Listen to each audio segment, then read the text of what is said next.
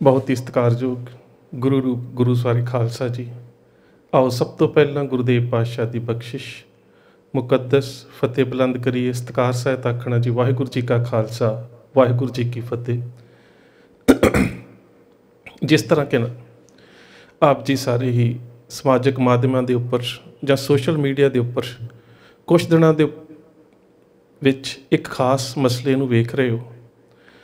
उस मसले की जेकर गंभीरता नूं वेखना होवे जां फिर उस मसले का कह सकते हो कि कारण की ने या फिर उहदा आधार की है, इवें दे मसले क्यों बनते हैं, उन्हां दे पिछे कारण की हुंदे ने, उन्हां नूं वाचना बहुत जरूरी हुंदा है। मसले दो ने समानांतर ने, पर उन्हां नूं समझण दे विच घाटां कित्थे ने, ਜਾਂ ਇਹ ਕਹਿ ਸਕਦੇ ਹੋ ਕਿ ਸਾਡੀਆਂ ਧਾਰਮਿਕ ਸੰਸਥਾਵਾਂ ਦਾ ਜਿਹੜਾ ਦਸਤੂਰੁਲ ਅਮਲ ਹੈ ਜਾਂ ਕਹਿ ਸਕਦੇ ਹੋ ਕਿ ਜਿਹੜੀ ਕਾਰਜ ਵਿਧੀ ਹੈ ਉਸ ਦੀ ਇੰਪਲੀਮੈਂਟੇਸ਼ਨ ਸਹੀ ਤਰੀਕੇ ਦੇ ਨਾ ਹੋਣ ਕਰਕੇ ਕਿਤੇ ਨਾ ਕਿਤੇ ਇਹਨਾਂ ਸਮੱਸਿਆਵਾਂ ਦਾ ਸਾਹਮਣਾ ਕਰਨਾ ਪੈਂਦਾ ਹੈ।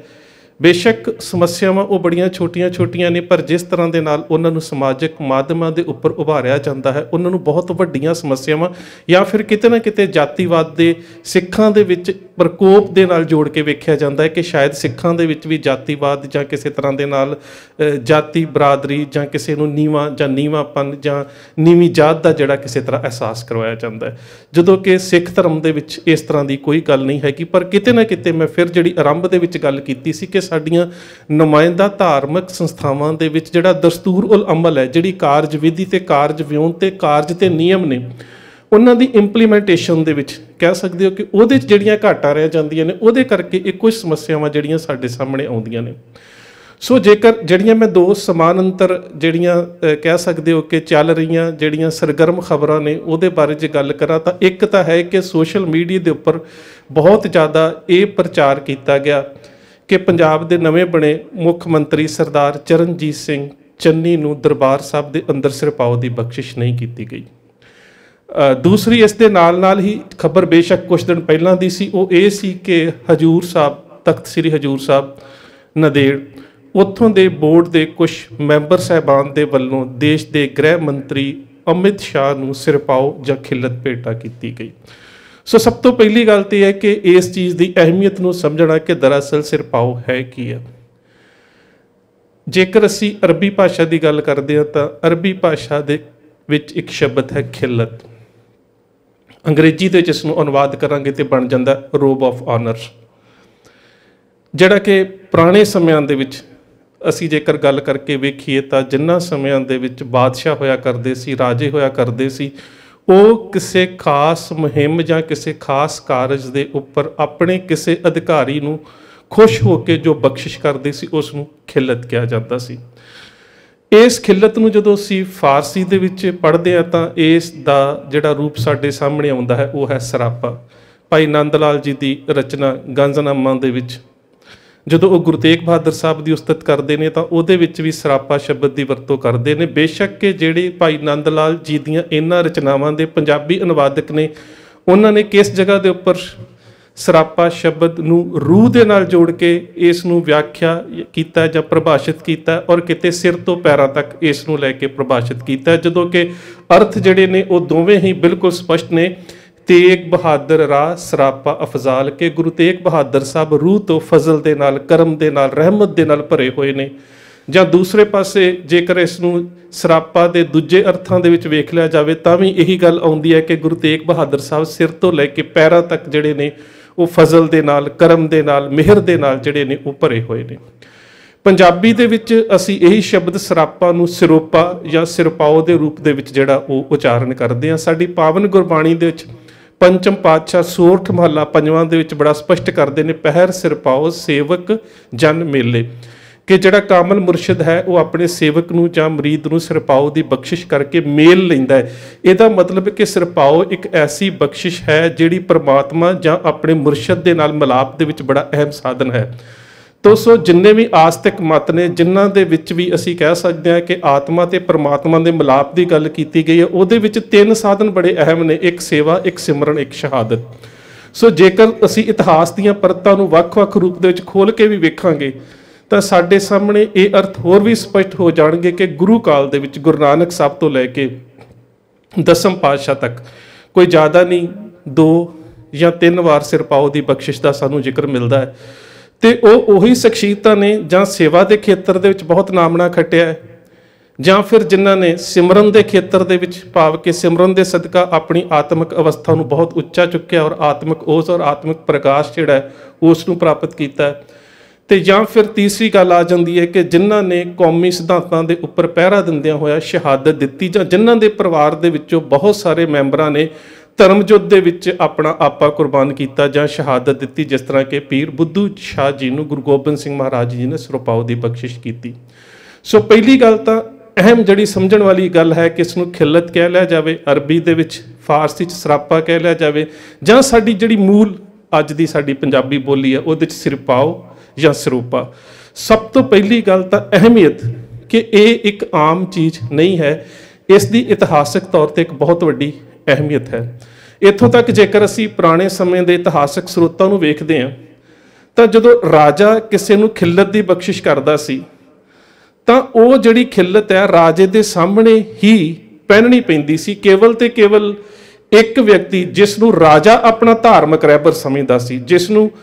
ਆਪਣੇ ਆਪ ਤੋਂ ਉੱਪਰ ਸਮਝਦਾ ਸੀ, ਉਹਦੇ ਕੋਲ ਇਹ ਅਧਿਕਾਰ ਹੁੰਦਾ ਸੀ ਕਿ ਉਹ ਉਸ ਖਿਲਤ ਨੂੰ ਆਪਣੇ ਨਾਫਰ ਜਾਂ ਆਪਣੇ ਨੌਕਰ ਨੂੰ ਜਿਹੜਾ ਉਹ ਦੇ ਦਿੰਦਾ ਸੀਗਾ ਤੇ ਰਾਜੇ ਦੇ ਸਾਹਮਣੇ ਨਹੀਂ ਸੀ ਪਹਿਨਣਾ ਪੈਂਦਾ। ਜਿਸ ਤਰ੍ਹਾਂ ਕਿ ਬਹਾਦਰ ਸ਼ਾਹ ਨੇ ਕਲਗੀਧਰ ਪਾਤਸ਼ਾਹ ਗੁਰੂ ਗੋਬਿੰਦ ਸਿੰਘ ਮਹਾਰਾਜ ਨੂੰ ਜਦੋਂ ਖਿਲਤ ਜਿਹੜੀ ਹੈ ਉਹ ਭੇਟਾ ਕੀਤੀ ਤੇ ਗੁਰੂ ਸਾਹਿਬ ਨੇ ਆਪਣੇ ਨਾਲ ਗਏ ਆਪਣੇ ਇੱਕ ਸਿੱਖ, ਕੁਝ ਇਤਿਹਾਸਕ ਸਰੋਤਾਂ ਦੇ ਮੁਤਾਬਕ ਭਾਈ ਦਇਆ ਸਿੰਘ ਦੇ ਹੱਥਾਂ ਦੇ ਉੱਪਰ, ਜਾਂ ਕਹਿ ਸਕਦੇ ਹੋ ਕਿ ਉਹਨਾਂ ਨੂੰ ਸੌਂਪ ਦਿੱਤੀ। ਸੋ ਇਸ ਦਾ ਮਤਲਬ ਇਹ ਕਿ ਇਸ ਦਾ ਜਿਹੜਾ ਦਰਜਾ ਹੈ ਉਹ ਅਸੀਂ ਦੁਨਿਆਵੀ ਪੱਧਰ 'ਤੇ ਵੇਖ ਲਈਏ ਜਾਂ ਰੂਹਾਨੀ ਪੱਧਰ ਦੇ ਉੱਪਰ ਵੇਖ ਲਈਏ, ਇਹਦਾ ਦਰਜਾ ਬਹੁਤ ਉੱਚਾ ਹੈ। ਸਾਡੇ ਇਤਿਹਾਸ ਦੇ ਵਿੱਚ ਵੀ ਭਾਈ ਗੋਪਾਲਾ ਜੀ ਜਿਵੇਂ ਨੇ, ਜਿਨ੍ਹਾਂ ਨੇ 6ਵੇਂ ਪਾਤਸ਼ਾਹ ਦੇ ਸਮੇਂ ਜਪਜੀ ਸਾਹਿਬ ਦਾ ਬਹੁਤ ਹੀ ਪਿਆਰ ਦੇ ਨਾਲ ਜਿਨ੍ਹਾਂ ਨੇ ਕਹਿ ਸਕਦੇ ਹੋ ਕਿ ਉਚਾਰਨ ਕੀਤਾ ਜਾਂ ਗੁਰੂ ਸਾਹਿਬ ਦੇ ਸਾਹਮਣੇ ਸੁਣਾਇਆ, ਉਸ ਤੋਂ ਬਾਅਦ ਪੀਰ ਬੁੱਧੂ ਸ਼ਾਹ ਜੀ, ਫਿਰ ਮਹੰਤ ਕਿਰਪਾਲ ਦਾਸ, ਇਸ ਤਰ੍ਹਾਂ 1-2 ਸਾਡੇ ਕੋਲ ਸਾਰੇ 239 ਸਾਲ ਦੇ ਸਮੇਂ ਦੇ ਵਿੱਚ ਇਵੇਂ ਦੇ ਕਹਿ ਸਕਦੇ ਹੋ ਕਿ ਇਤਿਹਾਸ ਦੇ ਵਿੱਚ ਸਬੂਤ ਮਿਲਦੇ ਨੇ, ਜਿਸ ਦੇ ਵਿੱਚ ਸਾਨੂੰ ਇਹ ਪਤਾ ਲੱਗਦਾ ਹੈ ਕਿ ਗੁਰੂ ਘਰ ਦੇ ਵਿੱਚ ਸਿਰਪਾਓ ਦੀ ਬਖਸ਼ਿਸ਼ ਦੇ ਪਾਤਰ ਕੌਣ ਨੇ। ਜਦੋਂ ਅਸੀਂ ਤਖਤ ਸ੍ਰੀ ਹਜ਼ੂਰ ਸਾਹਿਬ ਦੀ ਗੱਲ ਕਰਦੇ ਹਾਂ ਕਿ ਉਹ ਵੀ ਮਸਲਾ ਬਿਲਕੁਲ ਨਾਲ ਹੈ ਕਿ ਉੱਥੇ ਬੇਸ਼ੱਕ ਪੂਰੀ ਜਿਹੜੀ ਖਿਲਤ ਹੈ ਜਿਸ ਨੂੰ ਸਿਰਪਾਓ ਸਹੀ ਅਰਥਾਂ ਦੇ ਵਿੱਚ ਜਿਸ ਨੂੰ ਅਸੀਂ ਸਿਰਪਾਓ ਜਿਹੜਾ ਕਹਿ ਸਕਦੇ ਹਾਂ, ਇਹ ਸ਼ਬਦ ਮੈਂ ਸਹੀ ਅਰਥ ਇਸ ਕਰਕੇ ਵਰਤ ਰਿਹਾ ਹੈ ਕਿ ਪੁਰਾਣੇ ਸਮਿਆਂ ਦੇ ਵਿੱਚ ਸਿਰਪਾਓ ਦੀ ਬਖਸ਼ਿਸ਼ ਜਿਹੜੀ ਹੈ ਸਿਰ ਤੋਂ ਲੈ ਕੇ ਪੈਰਾਂ ਤੱਕ ਪਹਿਰਨ ਭਾਵ ਕਿ ਇੱਕ ਖਾਸ ਵਿਸ਼ੇਸ਼ ਜਿਹੜੀ ਹੈ ਉਹ ਪੋਸ਼ਾਕ ਜਿਹੜੀ ਹੈ ਉਹ ਬਖਸ਼ਿਸ਼ ਜਿਹੜੀ ਹੈ ਉਹ ਕੀਤੀ ਜਾਂਦੀ ਸੀ, ਜਿਸ ਨੂੰ ਸਿਰਪਾਓ ਕਿਹਾ ਜਾਂਦਾ ਸੀ। ਪਰ ਅੱਜ ਕੱਲ੍ਹ ਇਹਦੇ 'ਚ ਕੋਈ ਅਤਕਥਨੀ ਨਹੀਂ ਹੈ ਕਿ ਸਿਰਪਾਓ ਦੇ ਜਿਹੜੇ ਮਤਲਬ ਨੇ ਉਹ ਬਹੁਤ ਹੀ ਜ਼ਿਆਦਾ ਬਦਲ ਚੁੱਕੇ ਨੇ। ਵੈਸੇ ਤਾਂ ਜਿਸ ਤਰ੍ਹਾਂ ਹੁਣ ਪੰਜਾਬ ਦੇ ਮੁੱਖ ਮੰਤਰੀ ਸ੍ਰੀ ਦਰਬਾਰ ਸਾਹਿਬ ਅੰਮ੍ਰਿਤਸਰ ਦਰਸ਼ਨ ਦੀਦਾਰ ਕਰਨ ਵਾਸਤੇ ਗਏ, ਉਹਨਾਂ ਨੇ ਉੱਥੇ ਪਾਲਕੀ ਨੂੰ ਮੋਢਾ ਵੀ ਦਿੱਤਾ, ਪ੍ਰਸ਼ਾਦ ਵੀ ਕਰਾਇਆ, ਜਿਸ ਸਥਾਨ ਦੇ ਉੱਪਰ ਬੈਠ ਕੇ ਕਹਿ ਸਕਦੇ ਹੋ ਕਿ ਵਿਅਕਤੀ ਕੀਰਤਨ ਸਰਵਣ ਕਰ ਸਕਦਾ ਹੈ, ਉਸ ਜਗ੍ਹਾ ਦੇ ਉੱਪਰ ਕੀਰਤਨ ਸਰਵਣ ਕੀਤਾ। ਕਿਸੇ ਤਰ੍ਹਾਂ ਦਾ ਜਾਤੀ ਤੌਰ ਦੇ ਉੱਪਰ ਕੋਈ ਵਿਤਕਰਾ ਨਹੀਂ ਕੀਤਾ ਗਿਆ। ਔਰ ਮੈਂ ਬਜਾਤੇ ਖੁਦ ਵੀ ਮੈਂ ਇਸ ਗੱਲ ਦੇ ਖਿਲਾਫ ਹਾਂ ਕਿ ਜਦੋਂ ਸੋਸ਼ਲ ਮੀਡੀਆ ਦੇ ਉੱਪਰ ਉਹਨਾਂ ਵਾਸਤੇ ਸ਼ਬਦ ਵਰਤਿਆ ਜਾਂਦਾ ਹੈ ਕਿ ਦਲਿਤ ਮੁੱਖ ਮੰਤਰੀ ਜਾਂ ਦਲਿਤ ਸਿੱਖ, ਮੇਰੀਆਂ ਜਿਹੜੀਆਂ ਭਾਵਨਾਵਾਂ ਇਹ ਨੇ ਕਿ ਜਦੋਂ ਨਾਲ ਸਿੱਖ ਸ਼ਬਦ ਹੀ ਆ ਗਿਆ, ਜਦੋਂ ਸਿਰ ਤੇ ਦਸਤਾਰ ਦੀ ਗੱਲ ਆ ਗਈ, ਜਦੋਂ ਸਰਦਾਰ ਦੀ ਗੱਲ ਆ ਗਈ, ਤਾਂ ਉੱਥੇ ਦਲਿਤ ਵਾਲੀ ਗੱਲ ਜਿਹੜੀ ਹੈ ਮੈਨੂੰ ਇੰਝ ਲੱਗਦਾ ਹੈ ਕਿ ਉਹ ਵੀ ਕਿਤੇ ਨਾ ਕਿਤੇ ਇੱਕ ਜਾਤੀ ਪ੍ਰਥਾ ਦਾ ਜਿਹੜਾ ਉਹ ਸੂਚਕ ਬਣ ਜਾਂਦੀ ਹੈ। ਹੁਣ ਜਿਹੜੀ ਘਾਟ ਕਿੱਥੇ ਹੈ ਕਿ ਦਰਬਾਰ ਸਾਹਿਬ ਦੇ ਅੰਦਰ ਸਿਰਪਾਓ ਦੀ ਬਖਸ਼ਿਸ਼ ਜਿਹੜੀ ਹੈ ਉਹ ਨਹੀਂ ਕੀਤੀ ਗਈ, ਬਲਕਿ ਸ਼੍ਰੋਮਣੀ ਗੁਰਦੁਆਰਾ ਪ੍ਰਬੰਧਕ ਕਮੇਟੀ ਦੇ ਦਫ਼ਤਰ ਦੇ ਵਿੱਚ ਉਹਨਾਂ ਨੂੰ ਜਿਹੜਾ ਸਿਰਪਾਓ ਦਿੱਤਾ ਗਿਆ। ਹੁਣ ਇਹਦੇ ਵਿੱਚ ਅਸੀਂ ਇਹ ਨਹੀਂ ਕਹਿ ਸਕਦੇ ਕਿ ਕਿਸੇ ਸਿਆਸੀ ਵਿਅਕਤੀ ਦਾ ਦੋਸ਼ ਹੈ ਜਿਹੜਾ ਉੱਥੇ ਦਰਬਾਰ ਸਾਹਿਬ ਨਤਮਸਤਕ ਹੋਣ ਵਾਸਤੇ ਆਇਆ। ਦਰਅਸਲ ਘਾਟਾਂ ਕਿੱਥੇ ਨੇ? ਘਾਟਾਂ ਇੱਥੇ ਨੇ ਕਿ ਮੇਰੀ ਸਮਝ ਦੇ ਅਨੁਸਾਰ ਸਿਰਪਾਓ ਜਿਹੜਾ ਹੈ ਉਹ ਤਾਂ ਇੰਨੀ ਅਹਿਮ ਬਖਸ਼ਿਸ਼ ਹੈ ਕਿ ਉਹ ਤਾਂ ਕਿਸੇ ਨੂੰ ਵੀ ਨਹੀਂ ਦਿੱਤਾ ਜਾਣਾ ਚਾਹੀਦਾ। ਦਰਬਾਰ ਸਾਹਿਬ ਦੇ ਅੰਦਰ ਚਾਹੇ ਕੋਈ ਧਨਾੜ ਆ ਜਾਵੇ, ਚਾਹੇ ਕੋਈ ਸਿਆਸੀ ਵਿਅਕਤੀ ਆ ਜਾਵੇ, ਚਾਹੇ ਉਸ ਸੰਬੰਧਿਤ ਧਿਰ ਨਾਲ ਕੋਈ ਵਿਅਕਤੀ ਆ ਜਾਵੇ ਜਿਹੜੇ ਸ਼੍ਰੋਮਣੀ ਗੁਰਦੁਆਰਾ ਪ੍ਰਬੰਧਕ ਕਮੇਟੀ ਦੇ ਉੱਪਰ ਕਾਬਜ਼ ਨੇ, ਮੇਰੀ ਆਪਣੀ ਨਿੱਜ ਦੀ ਰਾਏ ਹੈ कि दरबार साहब के अंदर सिरपाओ की बख्शिश इस तरह के नाल पैसे करके या सियासी रुतबे करके किसी नूं भी नहीं होनी चाहिए, बल्कि जिसनों भी सन्मानित करना है उसनूं श्रोमणी गुरुद्वारा प्रबंधक कमेटी के दफ्तर दे विच कोई मोमेंटो दे दिता जाए। क्योंकि ये हो की गया है, हो ये रहा है कि सिरपाओ की जिहड़ी अहमियत है वो इन्नी ज़्यादा घटती जा रही है कि सिरपाओ तो इस वेले जां ते दल बदली का चिन्ह बन गया कि कोई एक राजनीतिक पार्टी नूं छड्ड के दूजी पार्टी च आउंदा ते सिरपाओ पा के उसका जिहड़ा कह सकते हो सन्मान किया जाता जी इस पार्टी नूं छड्ड के इस पार्टी दे विच आए ने। दूजी गल जदों मैं खुद लैक्चरर हाँ बुलारा हाँ, जदों एक बुलारे के गल दे विच सिरपाओ पा दिता जाता तो सानूं ये पता लग जाता कि हुण लैक्चर का जिहड़ा वक्त समाप्त हो चुका है। भाव कि इन्नी अहम बख्शिश गुरुदेव पातशाह दे नाल जुड़िया होया इन्ना पवित्र संकल्प जिहड़ा है वो जां ते दल बदली दा ते जां फिर किसी विख्यान नूं समाप्ति का सूचक बनता जा रहा है। इस पासे सानूं सोचण की बहुत लोड़ है कि जदों असीं 239 साल के इतिहास नूं वेखदे हां तां उहदे विच किन्नियां शख्सियतां ने जिन्हां नूं सिरपाओ की बख्शिश की गई। तुसीं इतिहास नूं फोल के वेख लो, 2 या 3 नाम तुहाडे सामने आउणगे, पर गुरु साहब ने बख्शिशां तां बहुत होर भी कीतियां, बहुत सारे सिखां नूं कीतियां। सो सानूं समझण दी ये लोड़ है कि सानूं जिहड़ियां अपणियां नुमाइंदा धार्मिक संस्थावां ने उन्हां दे विच जिहड़ा निज़ाम है, जिहड़ा उहदा दस्तूरुल अमल है, ਉਹਨੂੰ ਕਿਤੇ ਨਾ ਕਿਤੇ ਕਹਿ ਸਕਦੇ ਹੋ ਕਿ ਸਹੀ ਤਰੀਕੇ ਦੇ ਨਾਲ ਇੰਪਲੀਮੈਂਟੇਸ਼ਨ ਜਾਂ ਉਹਨੂੰ ਚੰਗੇ ਤਰੀਕੇ ਦੇ ਨਾਲ ਉੱਥੇ ਲਾਗੂ ਕਰਨ ਦੀ ਜ਼ਰੂਰਤ ਹੈ। ਇਸ ਕਰਕੇ ਹੈ ਕਿ ਮੇਰੇ ਖਿਆਲ ਦੇ ਨਾਲ ਕੋਈ ਵੀ ਵਿਅਕਤੀ, ਚਾਹੇ ਉਹ ਧਨਾੜ ਵਿਅਕਤੀ ਹੈ, ਚਾਹੇ ਸਿਆਸੀ ਤੌਰ ਦੇ ਉੱਪਰ ਬਹੁਤ ਉਹਦਾ ਉੱਚਾ ਕੱਦ ਹੈ, ਕਿਸੇ ਵੀ ਤਰ੍ਹਾਂ ਦਾ, ਚਾਹੇ ਅੰਤਰਰਾਸ਼ਟਰੀ ਪੱਧਰ ਤੇ ਵੀ ਕੋਈ ਸ਼ਖਸੀਅਤ ਹੈ, ਉਸ ਨੂੰ ਸ਼੍ਰੋਮਣੀ ਗੁਰਦੁਆਰਾ ਪ੍ਰਬੰਧਕ ਕਮੇਟੀ ਦੇ ਦਫ਼ਤਰ ਦੇ ਵਿੱਚ ਮੋਮੈਂਟੋ ਦੇ ਕੇ ਸਨਮਾਨਿਤ ਕੀਤਾ ਜਾਵੇ। क्योंकि जो असी खास करके जो इस तरह का वितकरा हो जाता है कि जे पंजाब का मुख मंत्री आता है तो एकदम मीडिया च गल आती है कि दरबार साहब की जिहड़े अंदर सिरपाओ की बख्शिश नहीं की गई, जदों उहदे विरोध दे विच जां उहदे जवाब दे विच साडे वीर कुछ कहिंदे ने कि नहीं जी किसी नूं भी नहीं की जाती, तो फिर पुरानियां फोटोआं कढ के वो सामने रख दित्तियां जांदियां ने जी आ वेखो आ वाला लीडर जिहड़ा सी इस दरबार साहब के अंदर सिरपाओ बख्शिश किया गया सी ते देश के जिहड़ा सूबे का प्रधान मुख मंत्री है उसनूं क्यों नहीं सिरपाओ की बख्शिश की जा सकती। घाट कित्थे है? घाट इस गल दे विच है कि असी सिरपाओ की अहमियत नूं खत्म कर दिता है। मैं कहना है कि ये मेरी निजी राय है, फिर कोई भी अमीर, कोई भी वड्डे तो वड्डा राजनीतिक आगू वो राष्ट्रीय पद्धर का होवे, सूबे पद्धर का होवे जां अंतरराष्ट्रीय पद्धर का होवे, फर्ज बनता है कि वो साडे धार्मिक स्थान के उपर नतमस्तक होने वास्ते आया है तो उसनूं यादगारी तौर के उपर कोई मोमेंटो जां कोई सन्मान चिन्ह दिता जाए जिसनूं उन्हां दे श्रोमणी गुरुद्वारा प्रबंधक कमेटी के दफ्तर दे विच दिता जा सकता है। पर जिहड़ा सिरपाओ है, मैं तो सोचदा कि ये तां